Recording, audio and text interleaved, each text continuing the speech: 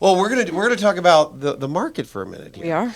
So this is I think we all struggle with this. We're born and we're taught. That's how I got bought. We're born and we hear forever. We buy low and we sell high. Ideally. Ideally, that's what we want to do. So I think what makes investing really difficult sometimes is that we go on these longer stretches when the market's doing pretty well. And you've got the market 2024. I remember the beginning of the year we hit an all-time high and everyone's scared. Well, I don't want to put money to work when I'm at an all-time market high. So we went back and looked at history and have been doing this now for a long time and talking about these statistics. We tend to get more all-time highs than people really give credit to because they don't really make the news. So the S&P 500 can go up a half a point and it can be an all-time high. So it doesn't get a lot of fanfare. So they happen way more often than we think. There's something like since 1950, there are over 1,250 new market highs. There were 57 new market highs in 2024.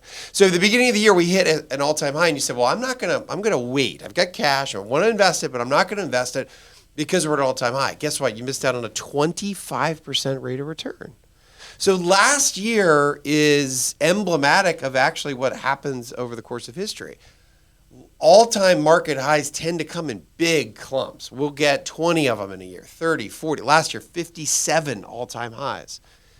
Then we'll go into years that are in bear markets, and we'll go a year or two or maybe more without any all-time highs. So they tend to come in clumps. So first of all, they're not that rare. Second of all, if you go back over the course of history, and I pulled some numbers from 1970 through last year. If you were to choose to only invest money once the market hit an all-time high, the average rate of return over the next year is actually higher than just investing in any other random day. That was a study by JP Morgan.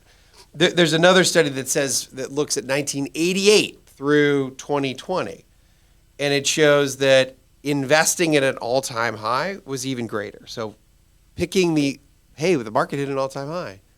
Well, 14.5% average rate of return a year later versus any random day is more like 11. So I think that, I go through this data and I think, well, why? Why is the market even better once it's already hit a high? I think a big part of it is a lot of things have to be going right to get to an all-time high. So you've got to have a pretty good stock. You've got to have a pretty good economy. You've got to have inflation relatively in check. You've got to have a pretty decent outlook for the economy and for corporate earnings in order for the market to get to the point where it has an all-time high. And I think there's a little bit of this, what I would think of a flywheel effect. Once you get some momentum going, it's a little harder to stop the momentum. And this is in a positive way. So the numbers support that once the market hits an all-time high, there's a high propensity that continues to have more all-time highs.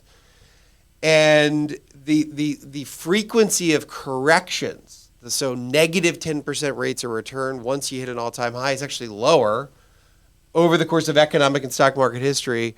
It's a lower probability than when the market is not at an all-time high, which is also interesting. So I think that it's almost as if once the market is doing well, it tends to continue to do well for a little while. Now, it doesn't mean we don't go back into corrections. We hit a recession. Market corrects, down 10%. Sure, bear market down 20%. But the other really big part of this is that bull markets last a lot longer than bear markets. So bull markets tend on average to last, or the median length of a bull market is something like 46 months. That's a long time. Let's call it 4+ years. Mm-hmm. And the average bear market is more like 5 years. So median 4, average 5. The average bear market, so that's bull market, good markets. The average bear market is much shorter than that. It's 1/4 of the length on average over the course of history. So that's the other reason why we tend to you don't necessarily want to try to wait to put money to work just because the market's done well, to wait for a bear market, because you can miss out on huge gains that you'll never be able to recoup just because you got to the point where I bought when the market was down 20%. So it goes a little bit against our natural instinct. We want to buy when market's already down. The other thing, when it comes to markets being down, most people don't want to buy when markets are down 20%. True, but you're buying at a discount. You're buying at a discount, but there's even more fear sometimes the markets are not doing well. So it's really about it. And how do I sum all this up? Investing is about participation.